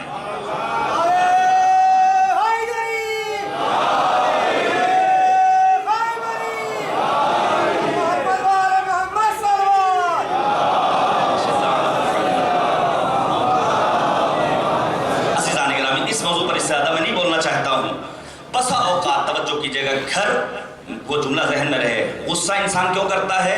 گھریلو اختلافات کے نتیجے میں۔ پہلا جو اصل سبب بیان کیا گیا گھر میں لڑائی ہوئی، اس کے نتیجے میں انسان غصہ ہوتا ہے۔ اب کیسا گھر ہمیں چاہیے اس کو میں بیان کر رہا ہوں، اپنے بچوں کی ہمیں کیسی تربیت کرنی ہے، ہمیں اپنے والدین کا احترام کرنا ہے۔ بسا اوقات ایسا ہوتا ہے گھر میں بیٹی پیدا ہو گئی، اللہ کا شکر ہے یہ چیزیں ختم ہو گئی ہیں، آنے والا آتا ہے نبی کی خدمت میں اس دور جاہلیت میں، اور آنے کے بعد کہتا ہے رسول خدا آپ کو معلوم ہے میں اپنے قوم و قبیلے کا بڑا معزز انسان ہوں۔ کیوں؟ کہا اللہ نے مجھے 12 بیٹیاں دی تھی، میں نے ان سب کو زندہ درگور کر دیا، اور ان میں سے ایک بیٹی تو جوان تھی جو چیخ چیخ کر پکار رہی تھی بابا مجھے دفن نہ کیجیے۔ رسول نے ایک جملہ کہا من لا یرحم لا یرحم، جو رحم نہیں کرتا ہے اس کے اوپر رحم نہیں کیا جائے گا، نکل جاؤ ہماری بزم سے۔ روایت کا جملہ سنیے۔ لہذا میں اپنے جوان بھائیوں سے اگر کہیں آپ کے ذہن میں یہ پیدا ہو جائے کہ بیٹی ہوئی ہے اب عورت کی سرزنش شروع کر دیں ہم اور آپ، تو یقین جانیے ہم اور آپ قابل عتاب ہو جائیں گے۔ پروردگار کی بارگاہ میں عذاب کے سوا کچھ اور ملنے والا نہیں ہے۔ نبی اعظم کو بشارت بھی ایک بیٹی کی، روایت کا فطرہ ہے، بحار الانوار کی جلد نمبر 101 میں یہ روایت موجود ہے۔ بشر النبی صلی اللہ علیہ وآلہ وسلم بابنۃ، نبی کو بشارت ہوئی ایک بیٹی کی۔ فنظر فی وجوہ اصحابہ، پیغمبر نے اپنے اصحاب کے چہروں کو دیکھا تو کیا دیکھا؟ فرآ الکراہہ فیہم، دیکھا کہ چہرے پر ناخوشگواری کے حالات اور آثار ہیں۔ پیغمبر نے پوچھا فقال ما لکم ریحانۃ اسمھا ورزقھا اللہ، تمہیں کیا ہو گیا ہے؟ یہ تو میوہ دل ہے، یہ ایک آسمانی بہترین گل ہے جس کا رزق کا انتظام پروردگار کے اوپر ہے، آخر تم ناراض کیوں ہوتے ہو؟ لہذا بیٹیاں سب کے مقدر میں کہاں ہوتی ہیں؟ گھر خدا کو جو پسند ہو بس وہیں ہوتی ہیں۔ صلوات بھیجیے گا بر محمد و آل محمد۔ میں اپنے جوان دوستوں سے اپنی بہنوں سے کہنا چاہتا ہوں اگر آپ کی قسمت میں اللہ نے بیٹی رکھی ہے تو اپنی قسمت پر ناز کیجیے۔ رسول نے فرمایا پروردگار عالم ان بیٹیوں کو نیک اولاد قرار دیتا ہے، جس کے ایک بیٹی ہو خدا بند عالم اس کے اور جہنم کے درمیان اس بیٹی کو حجاب بنا دیتا ہے، اور جس انسان کے اللہ نصیب میں 2 بیٹیاں رکھے وہ انسان براہ راست جنت میں چلا جائے گا، اور جس انسان کو اللہ 3 بیٹیاں دے اس پر جہاد اور راہ خدا میں خرچ کرنا ساقط ہو جاتا ہے۔ 2 واجبات کو پروردگار نے چھوڑ دیا ہے۔ اب یہاں سے تربیت اولاد، رسول خدا نے فرمایا فرقوا اولادکم فی المضاجع اذا بلغوا 7 سنین، جس طرح جب بچہ 7 سال کا ہو جائے تو اسے نماز کا عادی بنانا ہے، اسی طرح جب بچے ہماری 2 اولادیں 7 سال کے ہو جائیں تو ان کو بستروں کو جدا کر دینا ہے۔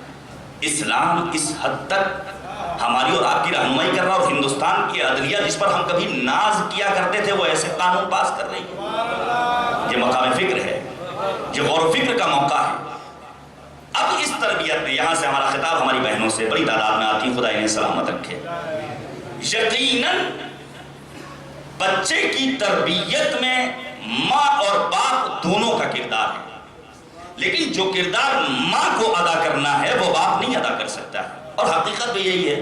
میں نے خود اپنی شادی شدہ زندگی میں جو مشاہدہ کیا ہے، رات کے 12 بج رہے ہو، 2 بج رہے ہو، بچہ اگر درد سے پریشان ہے، آپ کی آنکھ کھلے نہ کھلے، ماں ہے جس کا دل تڑپ جاتا ہے. پھر اسے نہ رات کی نیند کا احساس ہوتا ہے، نہ بھوک کا احساس ہوتا ہے. ماں کا کردار اتنا اہم ہے، جانے قربان جائیں ہماری ماں، قربان ہو جائیں مادر ابوالفضل العباس حضرت ام البنین پر.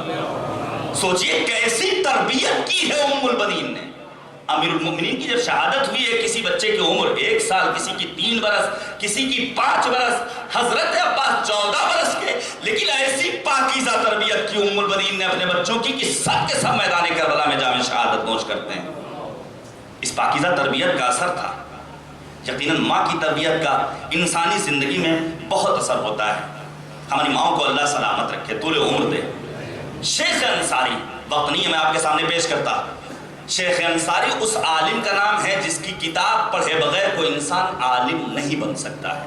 اگر آپ کو پرکھنا ہے کہ عالم ہے یا نہیں، تو اس امامے سے، اس عبا قبا اور ٹوپی شیروانی سے نہ پہچانی، بلکہ اس سے سوال کیجئے آپ نے بھیا شیخ انصاری کی کتاب پڑھی ہے یا نہیں پڑھی ہے.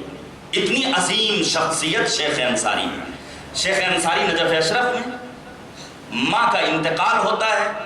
اب شیخ انصاری نے اپنا امامہ اتار دیا اور سر و سینہ پیٹ رہے ہیں، اور آپ کے شاگردوں نے جا کر کہا استاد جانے والا چلا گیا، اس طرح اب غم کریں گے، لوگ کیا کہیں گے، آپ کے کتنے جاننے والے. شیخ انصاری نے ایک جملہ کہا تھا، میں آج جو کچھ ہوں وہ اس ماں کی پاکیزہ تربیت کا اثر ہے. شیخ انصاری کہتے ہیں میری ماں نے بغیر وضو کیے مجھے کبھی دودھ نہیں پلایا. اور پھر یہی ماں جب نجف اشرف آتی ہیں اور نجف کی خواتین آپ کے استقبال میں آتی، کوئی ہاتھ چوم رہا ہے، کوئی گلے لگا رہا ہے، ماں پریشان ہو گئی. ایک دیہات کے رہنے والی، ایران کے ایک شہر سے آنے والی، انہوں نے پوچھا اے مرتضیٰ یہ بتاؤ آخر اتنا زیادہ میرا استقبال کیوں ہو رہا ہے. جواب دے رہے ہیں، ادھر ادھر کی باتیں کر رہے ہیں، آپ ظاہر امیر المؤمنین ہیں، آپ نجف اشرف آئی ہیں، آپ مہمان کا نہیں، کوئی اور وجہ ہوگی. کہا ہو سکتا ہے پھر میری وجہ سے آپ کا استقبال ایسا ہو رہا ہو. فوراً ماں نے ٹوک دیا تمہاری کیا حیثیت ہے، یہ علی مرتضیٰ کی غلامی کا شرف ہے کہ آج لوگ ہمارے استقبال میں اس طرح آگے بڑھ رہے ہیں. توجہ کی آپ نے ایک ماں کا کتنا کردار ہوا کرتا ہے. تو پہلی تربیت تربیت دینی ہے. ہمیں اپنے بچوں کی دینی تربیت کرنی ہے. دینی تربیت کا مطلب کیا ہے؟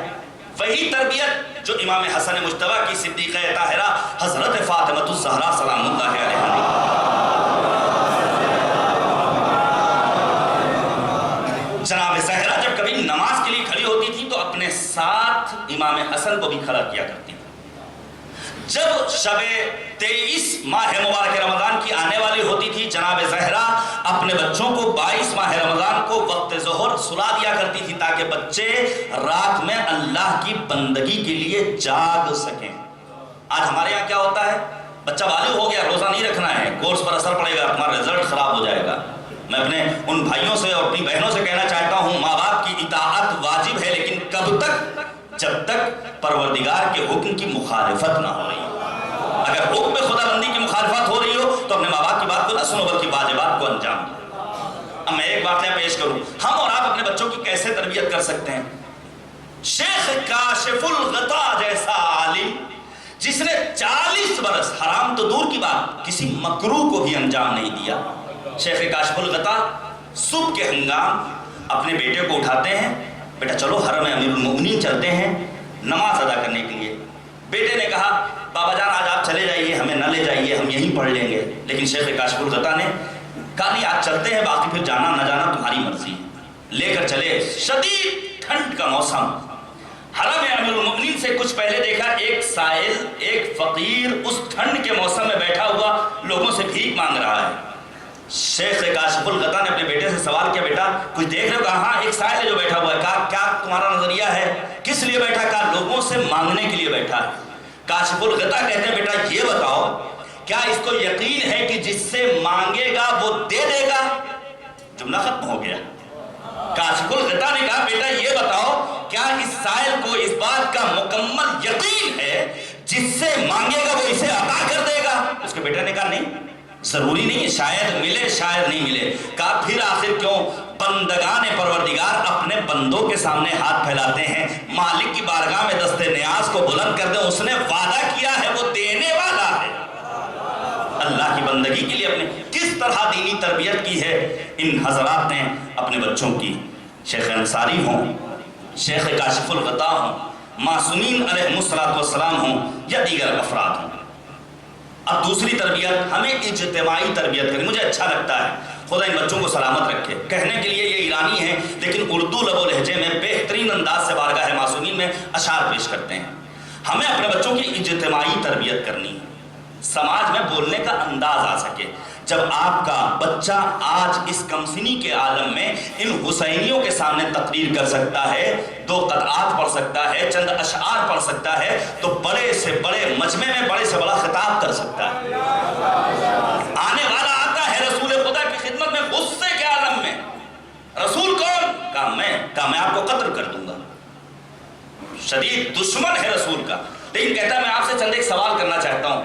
پاس میں امام حسن مجتبی بیٹھے ہوئے ہیں. پیغمبر نے کہا سلیمنی، اگر پوچھنا ہے میرے بیٹے سے پوچھ. اب ذرا سوچئے، جو پیغمبر کو نہ مانتا ہو وہ کمسن حسن مجتبی کو کیوں مانے گا؟ وہ آنے والا دشمن رسول کہتا ہے آپ یہ کہہ رہے ہیں کہ ان سے میں آپ کو نہیں مانتا، اس بچے سے کیا پوچھوں؟ اس وقت امام حسن مجتبی علیہ السلام نے کہا معمولی انسان نہ سمجھنا، بلکہ جس سے تم پوچھ رہے ہو بل سألت فقیہا، وہ فقیہ ہے اہل بیت، وہ کوئی معمولی انسان نہیں ہے. اور پھر امام حسن گویا ہوتے اپنی کمسنی کے عالم میں، اے شخص، اے آنے والے، ہماری اجتماعی تربیت اس انداز سے کی گئی ہے. اگر تو چاہتا ہے تو میں تیرے سارے راز کھولوں کہ گزشتہ شب تم نے کہاں گزاری، کس کے ساتھ زندگی بسر کی، کل تو نے کیا کھایا. پیغمبر چاہتے خود جواب دے دیتے. صرف پیغمبر نے نہیں، امام حسن عسکری نے، دیگر معصومین علیہ السلام نے اپنے بچوں کو آگے بڑھایا ہے تاکہ اجتماع میں، معاشرے میں، لوگوں کے سامنے بول سکے. ہم اور آپ بسا اوقات اپنے بچوں کی استعداد و صلاحیت کو ختم کر دیتے ہیں کہ تمہاری کیا حیثیت، ابھی تمہارے دودھ کے دانت ٹوٹے نہیں اور تم آئے ہو گفتگو کرنے کے لیے. نہیں، ان کی اس صلاحیت کو بروئے کار لانے کے لیے انہیں موقع دینے کی ضرورت ہے تاکہ یہ بچے کل مستقبل میں عالم بھی بن سکیں اور مذہب اہل بیت اطہار کا دفاع بھی کر سکیں.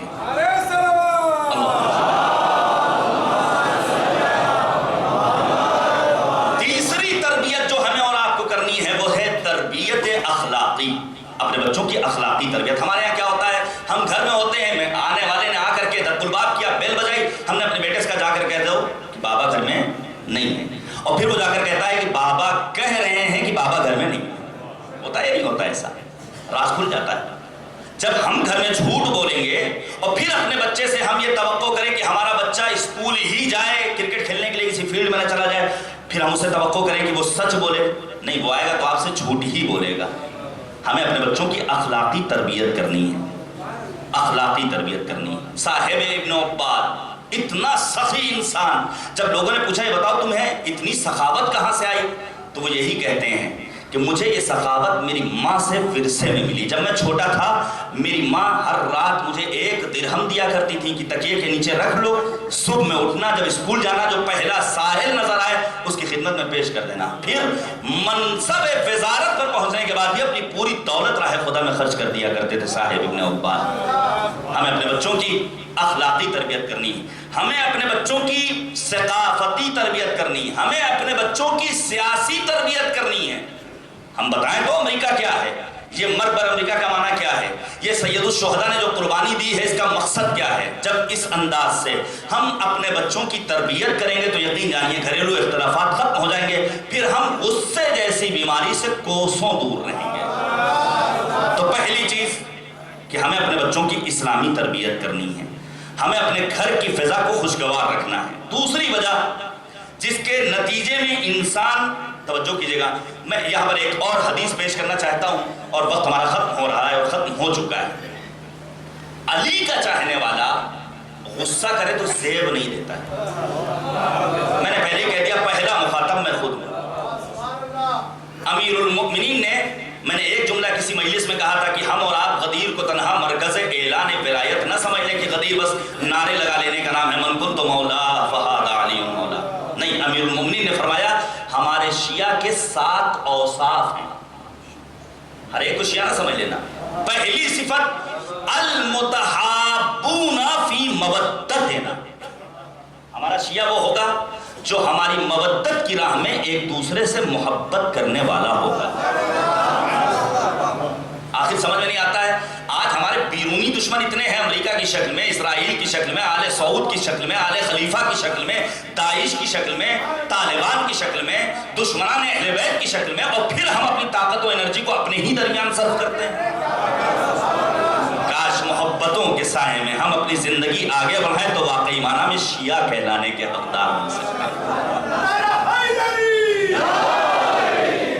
پہلی چیز المتحابون فی مودت، دوسری چیز ہمارے شیعہ وہ ہیں المتبادلون فی مودتنا، جو ہماری مودت کی راہ میں خرچ کرنے والے ہیں، صرف پیسہ نہیں خرچ کرتے ہیں بلکہ میثم تمار کی طرح اگر ولایت و امامت پر حرف آتا ہے تو اپنی جان کا نذرانہ بھی پیش کر دیا کرتے ہیں۔ اور یہیں سے دل یہ کرتا ہے کہ فضیلت علوی کا ایک باب کھولوں، شہادت امام حسین سے 18 روز قبل 22 ذی الحجہ سن 60 ہجری کو ابن زیاد بلاتا ہے میثم تمار کو۔ کیا کہا تھا تمہارے مولا علی نے؟ کہا میری ولایت کی راہ میں، مولا نے فرمایا تھا میری ولایت کی راہ میں تمہارے ہاتھ پیر کاٹے جائیں گے، زبان کاٹی جائے گی۔ ابن زیاد نے کہا ان کے ہاتھ پیر کاٹ دیے جائیں لیکن زبان کو چھوڑ دیا جائے تاکہ علی کی بات غلط ہو جائے۔ فوراً جناب میثم تمار نے اپنی اس زبان سے امیر المؤمنین کے قصیدے پڑھنے شروع کر دیجیے، اور جیسے ہی قصیدے پڑھنے شروع کیے فوراً ابن زیاد مجبور ہو گیا۔ عجب نہیں میثم تمار نے آواز دی، میرا مولا کل بھی سچ بولتا تھا، اس کی ہوئی پیشین گوئیاں قیامت تک صادق رہنے والی ہیں۔ صلوات بھیجیے گا بر محمد و آل محمد۔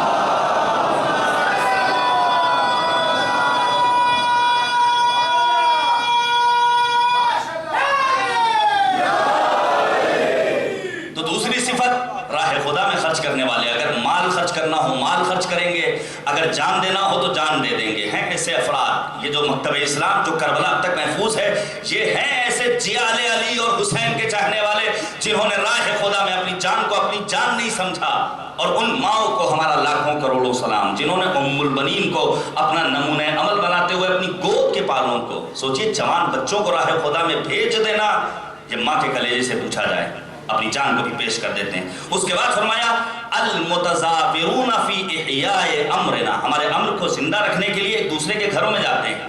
آج یہ ہمارے یہاں ختم ہو گیا ہے، آج ہمارے یہاں لوگوں کے گھروں میں اتنے تکلفات ہو گئے ہیں، بھائی ایک طرح کی دال سبزی ایک طرح کا گوشت بنا لو کام ختم ہو جائے، اتنی ساری ڈشز، نتیجہ کیا ہوتا ہے؟ پھر اب انسان دوسرے کے یہاں جاتے ہوئے کتراتا ہے یا بلاتے ہوئے پریشان ہوتا ہے۔ جانا چاہیے تاکہ آپس میں بیٹھ کر کے دین کا درد شیئر کر سکیں اور دین کی باتیں کر سکیں۔ پھر فرمایا الذین ان غضبوا لم یظلموا، جب غصہ ہوتے ہیں تو کسی پر ظلم نہیں کرتے ہیں، یہ شیعہ کی علامت ہے۔ اور فرمایا وَإِن رَضُوا لَمْ يُسْرِفُوا، جب اللہ بہت زیادہ دیتا ہے تو اسراف نہیں کرتے ہیں۔ اور اس کے بعد کا فقرہ ہے برکتٌ علی من جاوروا، ہمارے شیعہ وہ ہیں جو اپنے پڑوسیوں کے لیے صاحب برکت بن جاتے ہیں، باعث برکت پروردگار بن جاتے ہیں۔ سلم لمن خالطوا، اور جن کے ساتھ رہتے ہیں ان کے لیے امن و سلامتی کا پیغام بن جاتے ہیں۔ پہلی وجہ غصہ کرنے کی کیا ہے؟ گھریلو اختلافات۔ دوسری وجہ عجلت، پروردگار نے ہمیں عجول بنایا ہے اور عجلت کے نتیجے میں، جلد بازی کے نتیجے میں فرمایا مولا کائنات من تباع الجحال التسرع الى الغضب فی کل حال، جاہلوں کی ایک علامت یہ ہے وہ جس حال میں بھی ہوں غصہ کرنے میں بہت جلدی کرتے ہیں، لہذا جلد بازی سے کام نہیں لینا چاہیے، کم سے کم سمجھنا چاہیے وجہ کیا ہے اور اس کو دور کرنے کی کوشش کرنی چاہیے۔ کبھی ایسا ہوتا ہے انسان غصہ کرتا ہے فقر و ناداری کے سبب، بچے اللہ نے دے دیے، فقر ہے، تنگ دستی ہے، ہاتھ پر ہاتھ رکھ کر بیٹھے ہوئے ہیں، اب سوچ رہے ہیں اللہ نے اتنی اولادیں دے دی، ان کے اسکول کا کیا کریں، ان کے کھانے کے کیا کریں۔ لیکن کاش اپنی جانب سے وہ ٹرک ڈرائیور، ہمارے استاد جناب علامہ محسن قراتی نے کہا جب کبھی ہائی وے سے گزرا کرو، شاید میں نے یہ بات بیان کی تھی، تو غور کیا کرو جو ٹرک ڈرائیور اپنے ٹرک کے پیچھے لکھے ہوتے ہیں نعرے چھوٹے چھوٹے، شاید اس میں بھی کوئی حکمت پوشیدہ ہو، کوئی حکمت پوشیدہ ہو۔ اب ٹرک ڈرائیور اپنے دروازے پہ کیا لکھتے ہیں؟ محنت میری رحمت تیری، ہمیں اپنے گھر سے باہر نکلنا ہوگا، بیلچہ ہاتھ میں لینا ہوگا، زمین کو ناہموار کر کے دانے گندم کو سینے گدی چاک کر کے اس کے سپرد کرنا ہوگا، پھر بھروسہ کرنا ہوگا جب ہم محنت کر لیں گے تو پروردگار یقیناً رزق دینے والا ہے۔ تو فقر و تنگدستی کو دور کرنا یہ ہماری اور آپ کی ذمہ داری ہے۔ کبھی انسان غصہ کرتا ہے حسد کی بنا پر، فرمایا مولا کائنات نے مسار الغضب، کبھی تکبر و انا پسندی اور نخوت کے نتیجے میں انسان غصہ کرتا ہے۔ اچھا غصہ ہم نے کر لیا تو اس کو ہم ختم کیسے کریں؟ بہت ساری چیزیں ہیں۔ مثال کے طور پر سب سے پہلے یہ ہے اذا خاطبهم الجاہلون قالوا سلاما، جاہلوں کو نظر انداز کیا جائے، جو بےہودہ افراد ہیں ان کو بس سلامتی کی دعا دے کر کے اپنے گھر میں گھس جایا جائے۔ پہلی چیز معاف کر دیا جائے۔ جب ہم اپنے جیسے بندوں کو معاف کریں گے تو کریم پروردگار کی بخشش ہمارے بھی شامل حال ہوگی۔ اس کے بعد ایک چیز میں اور بیان کروں، بہت ساری میں نے یہاں پر تقریباً 7-8 چیزیں لکھی ہیں اور یہیں پر میں گفتگو تمام کروں گا۔ ایک اہم چیز جس کی جانب پیغمبر اعظم نے اشارہ کیا، جب انسان غصے کے عالم میں ہو وضو کر لے، ذکر الہی کر لے، اور پھر نبی اعظم کی حدیث جانے قربان جائیں، اتنی پیاری حدیث ہے۔ پیغمبر فرماتے ہیں ان الغضب من الشیطان، غصہ شیطانی حرکت، شیطانی عادت ہے۔ وَإِنَّ الشَّيْطَانَ خُلِقَ مِنَ النَّارِ، شیطان کو آگ سے پیدا کیا گیا ہے۔ انما یطفئ النار الماء، آگ کو پانی ٹھنڈا کرتی ہے۔ فَإِذَا غَضِبَ أَحَدُكُمْ فَلْيَتَوَضَّأْ، جب تم میں سے کوئی غصہ ہو جائے تو اپنے غصے کی آگ کو ٹھنڈا کرنے کے لیے وضو کرے۔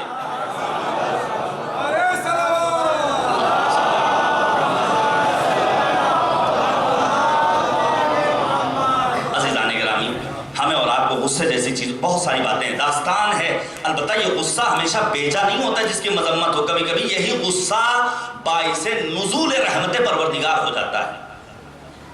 مامون کے دربار میں امام موجود ہیں اور امام رضا کی شہادت کے بعد امام جواد کی موجودگی میں جب بیٹی سے وہ شادی کرنے کا مسئلہ ہوا، پھر ایک شخص کو بلایا جو رقص والا، جو ناچ گانے والا۔ اب سوچیے امام معصوم، آج ہم جیسے دیندار جب ہم پہنچتے کسی بس میں جہاں رقص و طرب ہو، جہاں پارٹیاں چل رہی ہوں، ہم وہاں سے نکل آتے ہیں۔ امام کے اوپر کیا گزری ہو، لیکن امام نے کچھ دیر برداشت کیا اور اس کے بعد سخت لہجے میں آواز دی، اے بلند داڑھی والے انسان خبردار۔ جیسے ہی یہ کہا اس انسان کے ہاتھ سے وہ آلے لہو و لعب گر گیا اور پھر ہمیشہ کے لیے اس کا ہاتھ مفلوج ہو گیا۔ میں ایک جملہ کہنا چاہتا ہوں، کاش یہ مامون ان کے جد امام موسی کاظم کی زندگی کا مطالعہ و مشاہدہ کر لیتا، جن کو زندان میں رکھ کر بادشاہ وقت نے ایک حسین و جمیل خاتون کو بھیجا تھا۔ اور علامہ جوادی علی اللہ مقامہ کا وہ جملہ میرے ذہنوں میں محفوظ ہے۔ علامہ اس واقعے کو پیش کرنے کے بعد کہا کرتے تھے، امام کاظم زندان خلیفہ وقت میں حسین و جمیل خاتون پہنچتی ہے، امام مستقل سجدوں پر سجدے کر رہے ہیں، سبوہن قدوسن کی تسبیح کر رہے ہیں، مجبور ہو کر یہ خاتون اپنے سر نیاز کو مالک کی بارگاہ میں جھکا دیتی ہے۔ اب علامہ جوادی کہتے ہیں کہ وہ یوسف کا کمال تھا کہ اپنا دامن بچا لیا، لیکن زلیخا کو اپنا ہم خیال نہ بنا سکے۔ یہ فخر یوسف حضرت موسی کاظم ہے جنہوں نے اپنا دامن بھی بچایا ہے، اس خاتون کو اپنا ہم خیال بھی بنا دیا۔ صلوات بھیجیے گا بر محمد و آل محمد۔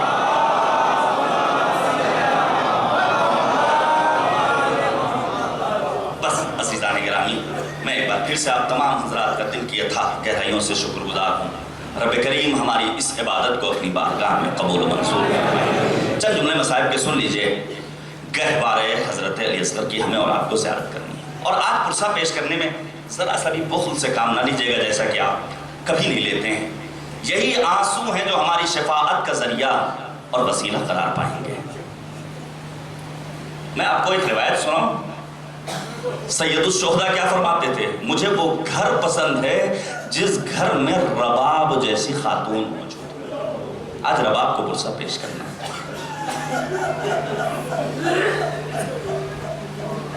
اجرکم علی اللہ۔ جب سید الشہداء مدینے سے نکل رہے ہیں، آپ کی کم سن بیٹی ہیں جناب صغرا، جناب صغرا نے امام حسین کو خطاب کر کے آواز دی، بابا جان محلن محلہ، ذرا آہستہ آہستہ، اور پھر آگے بڑھ کر کے جناب رباب کی آغوش سے اپنے بھیا علی اصغر کو اپنی آغوش میں لیا ہے جناب صغرا نے۔ گفتگو ہو رہی ہے بھائی بہن میں، رباب آگے بڑھی لیکن صغرا ہیں اور علی اصغر ہیں۔ علی اصغر رباب کی آغوش میں، زینب کبریٰ آگے بڑھی، آگے نہیں آتے ہیں، مجبوراً سید الشہداء آگے بڑھے، اور عجب نہیں کان میں ایک جملہ کہا ہو، اے بیٹا علی اصغر، تیرا بابا کربلا جا رہا ہے شہادت کا نذرانہ پیش کرنے کے لیے، کیا تم نہیں چاہتے ہو کہ چل کر اپنی شہادت کے ذریعے مہر ثبت کر دو کہ اسلام باقی رہنے والا ہے؟ علامہ جوادی بیان کرتے تھے کہ جس طرح بادشاہان وقت اپنے خط کے آخر میں ایک مہر لگایا کرتے تھے، سید الشہداء علی اصغر کو لے کر آئے ہیں تاکہ ایک مہر ثبت ہو جائے کہ دین کی بقا اسی اصغر کی شہادت کے ذریعے۔ میں کہاں سے مصائب شروع کروں، کہاں پر ختم کروں؟ بس اتنا سمجھ لیجئے، جب قاسم سے امام حسین نے سوال کیا ہے بیٹا قاسم کیف الموت عندک، موت کیسی ہے تمہارے نزدیک، تو کیا فرمایا تھا چچا جان؟ الموت عندی احلی من العسل، شہد سے زیادہ شیریں ہے۔ صاحبان اولاد تشریف فرما ہیں، قاسم کے اندر بولنے کی صلاحیت تھی تو موت کا ذائقہ پیش کر دیا، لیکن اصغر کمسن ہے۔ ابھی آپ نے بہت بہترین اشعار سنے ہیں، جو حوصلہ مسلم ابن اوسجا کا تھا وہی حوصلہ علی اکبر کا تھا، جو حوصلہ حبیب کا تھا وہی جون کا تھا، جو حوصلہ عباس کا تھا وہی حضرت قاسم کا تھا۔ یہاں حوصلے اپنے اپنے حدود میں رہ کر کے ہر ایک نے داد شجاعت لی ہے۔ عجب نہیں، جس طرح ہم اپنے بچوں کو دیکھتے ہیں جب کوئی میٹھی چیز دی جاتی ہے تو وہ کمسنی میں بچے اپنی زبان کو اپنے ہونٹ پر پھیرتے ہیں۔ اصغر نے شاید اپنی کمسنی کے عالم میں اپنے بھائی حضرت قاسم کو خطاب کر کے کہا، اے بھیا قاسم تمہارے اندر بولنے کی صلاحیت تھی، تم نے موت کا ذائقہ پیش کر دیا، ہم اپنے سوکھے ہونٹ پر اپنی زبان کو پھیر کر بتا رہے ہیں میرے نزدیک بھی موت شہد سے زیادہ شیریں ہے۔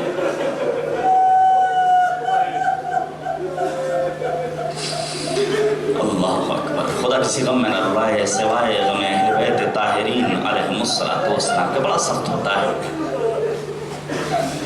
چند ایک سوالات ہیں، جب کبھی علی اصغر علیہ السلام باب الحوائج الی اللہ کہا گیا ہے جناب علی اصغر کو، امام کاظم کی طرح، جناب عباس کی طرح، امیر المؤمنین کی طرح، کہ جناب علی اصغر کے گہوارے سے نہ جانے کس کو شفا ملی، نہ جانے کسے اولاد ملی۔ آج اپنی دعاؤں کو اپنے دل میں رکھ کر بیٹھیے اور جناب علی اصغر جیسے باب الحوائج کی بارگاہ میں متوسل ہو جائیے، بارگاہ خداوندی میں پروردگار یقیناً دعاؤں کا سننے والا ہے۔ اور جب امام سے پوچھا گیا کہ آپ یہ فرماتے ہیں الہی بدم المظلوم، الہی بدم المظلوم، الہی بدم المظلوم، یہاں دم مظلوم آپ سب کے سب مظلوم ہیں، کون مراد ہے؟ تو امام معصوم نے فرمایا تھا یہاں مظلوم سے مراد کربلا کا ننھا شہید حسین کا ششماہا فرزند علی اصغر۔ خدا کسی غم میں نہ رلائے، خدا ہماری ماؤں کی، ہماری بہنوں کی، ہماری بیٹیوں کی گودیوں کو آباد رکھے۔ بڑا سخت ہوتا ہے ایک غیرت مند اپنے گھر سے کسی چیز کے مطالبے کے لیے قدم باہر نکالے، جانے قربان جائیں حسین جیسا غیرت مند اپنے کمسن بچے کے لیے پانی کا مطالبہ کر رہے ہیں نرغیادہ میں پہنچ کر۔ اللہ اکبر، اللہ اکبر۔ جناب علی اکبر شہید ہوئے، سید الشہداء نے ہمیں اور آپ کو یاد نہیں کیا ہے۔ جناب قاسم کے لاشے پر پہنچے ہیں امام مظلوم کربلا نے ہمیں اور آپ کو یاد نہیں کیا ہے۔ عباس کے شان قلم ہوئے ہمیں اور آپ کو یاد نہیں کیا ہے، لیکن مولا امام حسین نے یاد کیا ہے، تو اس موقع پر جب علی اصغر کو میدان کارزار میں لے کر پہنچے اور آواز دیے میرے شیعوں کاش تم ہوتے اور دیکھتے کہ ہم اپنے چشمہ ہے بچے کے لیے پانی کا مطالبہ کر رہے تھے، فَآبَوْا أَن يَرْحَمُونِي، انکار کیا کہ ہم آپ پر رحم نہیں کریں گے۔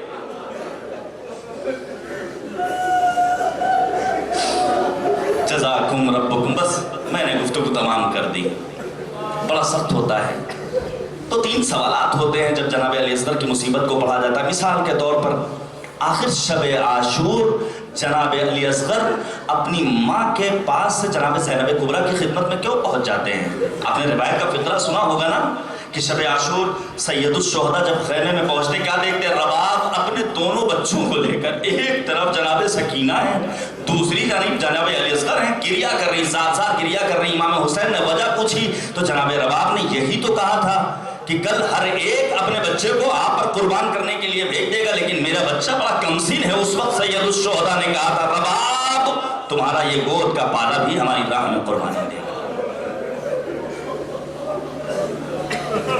بچہ کمسنی میں اپنی ماں کے مرکز وجود کے قریب آتا ہے، لیکن اللہ رے मजलूमियत अहले बैत ताहिरीन और मुखद्दरात इस्मत व तहारत। माँ का दूध खुश्क हो चुका है, ज़ैनब अपने पास लेकर चली गई हैं। और फिर इमाम हुसैन ने कहा है ला मेरे बेटे को मुझे दे दो, मैं जाता हूँ हुज्जत तमाम करने के लिए।